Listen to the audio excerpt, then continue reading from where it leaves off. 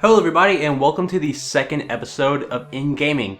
This episode we are still following Spider-Man on his trek through video games, and this episode is all about QuestProbe featuring Spider-Man. Now QuestProbe was supposed to be an epic video game comic book crossover with 12 issues with 12 complementary games. Only 3 of said games ever saw the light of day though, and those 3 games were QuestProbe featuring Hulk, QuestProbe featuring Spider-Man, the one we're tackling today, and the last one was QuestProbe featuring Human Torch and The Thing. So what's the game supposed to be? It's a text-based game just like Zork was back in the day. You type in a command and the character will either follow it or not. Now depending on which version you had of the QuestProbe games, they either had graphics that varied on each console, or if you played the DOS version you had just text. And the DOS version is free to play. There's a link in the description below that lets you play it if you want to. Now what is the purpose of the games? Well, all 3 QuestProbe games that came out, you had to collect 18 gems. What are the gems for? Who really knows? The game never gets around to telling you. You just know you have to collect them, that's the point of the game. Now let's focus on the character we all came here to talk about. The old webhead, Spider-Man. In QuestProbe featuring Spider-Man, you play in his most exciting, daring adventure yet, set in an old, abandoned office building. I'm dead serious. The whole game takes place inside, and the kicker, you have no web fluid. I'm serious. All inside. No web fluid. The environment is so drab and boring and nondescript that Spider-Man actually will not say no to suicide. If you type in kill yourself or die, he will literally just go, okay, and boom, he dies. After you let Spider-Man take the easy way out, he doesn't go to heaven or you don't get a game over screen. What happens is you go to limbo. And again, this is still not a game over screen because you can literally just go right back down to the starting area by typing in down. There's no repercussion for death, and you're in limbo and you go back to the office. So here's what I think. The whole game is in limbo. Spider-Man is dead. He has died. We could say he has just been killed. Kraven got him, Green Goblin got him, Venom got him, somebody got him. He is bleh. No more Spider-Man. And this office building is his limbo. He has no webbing. He cannot use his amazing spider powers. This is the epitome of a hell for him. So back to the gems. There are 18 gems hidden throughout, and some are in random places, like in the elevator shaft. If you type look around, you'll find something. If you look in that something, you'll find a gem. But most of them, the most common ones you're gonna find, are gotten from Spider-Man's rogues that are scattered throughout the building. Now some of these are famous rogues like Doc Ock and Electro and Sandman, and then some are B-tiered like Hydro Man. And then there's Ringmaster. He's just here for some reason, I don't know why. Now when you walk into a room with one of Spider-Man's rogues, you can't actually fight them. And if you try to talk to them, they all say the exact same thing with no variance between the characters. You'll never take my gem. That's all they say. Why are they guarding these gems? Again, game doesn't tell us. Who knows? Frankly, we don't care at this point. Now, none of these are boss fights. Due to the text-based nature, they're all puzzles. But they're not very interesting puzzles, and they're all very quickly solved. I think the hardest one the one that takes the longest to solve are Hydro Man and the Lizard, because you actually have to leave the room and figure out a way to solve it later on and come back. Only 3 of the puzzles require any actual spider powers to solve. The rest could have been done by anybody. Literally anybody in the Marvelverse. Captain America, fucking Ben Urich from the Daily Bugle could have done these. They don't really require much in terms of prowess as they do. One is literally simply close your eyes and turn a knob. That's the solution to a puzzle. It has nothing to do with being Spider-Man. Like I said, you could have slapped somebody else's name on them, this game taking out the rogues, and it could have been easily any other person. Easily.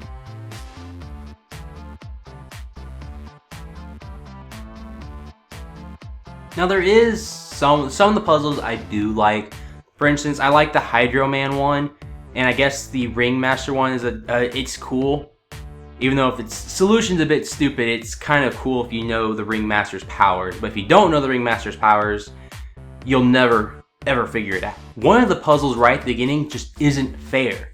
because it kills you if you stay in the room for one turn. It just kills you, sends you a limbo, you go back down. When you walk into this room, you see a gym and something called a natter egg. What is a natter egg? Have you learned? The game doesn't tell us anything. We don't know. But it explodes and it will kill you. And there's nothing you can do to stop it when if you're in that room. And this literally took me forever to figure out. I actually ended up having to go online. This is the only puzzle I had to go online to figure out. The rest I pounded my head against to try and figure out. But imagine you first start up the game. This is literally within the starting area of the game. In 3 moves, you could be at this place and automatically be dead, and that gym would be lost to you. You would not be able to get that gym. So you'd have to restart the game and keep try to figure it out. And the thing is, you cannot solve this puzzle until you get an item way later. And there's no way of knowing that. They don't give you a chance to learn the puzzle. It's if you haven't figured it out immediately before you enter the room, you are going to die. Now, when I first started playing QuestProbe featuring Spider-Man, I was very excited. I thought Spider-Man was going to be swinging around New York City, and we were going to be stopping bad guys, and having a really cool Spider-Man story that you could tell through a text-based adventure, because some text-based adventures, a lot of them have that grand feeling. They can do that grandness, because they can just describe things to you, and you use it all up here to imagine it. And that's what I thought I was going to get. But no, I didn't. I was so excited to explore the streets of New York that I actually had a pen and paper ready to make a map, which I did do. I made a map. Unfortunately, it wasn't of New York. It was of a bland, boring office building. So, what do I like about the game? I honestly don't know. There isn't much to like other than that one Hydro Man puzzle. I think what I do like, I like the idea of what this game could have been. But that doesn't count for anything because the game is not that. Unfortunately, instead of getting Spider-Man going through literally anywhere else would have been better. The sewers trying to find the lizard. If you just made that the text-based adventure, that'd have been cool, because that makes sense. In the sewers, looking for the lizard. An office building filled with his superpowered rogues doesn't make sense, nor is it captivating. At least the sewers, you could run around, fight little lizard underlings or something like that. But this, the effort wasn't put in. That's the bottom line. The effort wasn't put in. Them trying to do 12 games within, I guess, 4 years, because I think it's 4 to 5 years how long they wanted QuestProbe to run, and it does not work. The amount of time they would have to put in each game is not enough to get a good story out there, and the product suffers for that. That's why I'm going to give QuestProbe featuring Spider-Man 1.5 natter eggs out of 5. Now, the game isn't abhorrent or offensive. It is just the blandest of the most boring of the most bland. I can't recommend this game unless you really, really just want to dig deep into the old Spider-Man games and see what they're like. But this is not a good one. I don't recommend playing it whatsoever. It's boring, doesn't feel like Spider-Man. You know what? It's not a Spider-Man game. I don't know why I'm doing a review. It's not a Spider-Man. This is Spider-Man only in the title, nothing else. So guys, what did you think of QuestProbe featuring Spider-Man?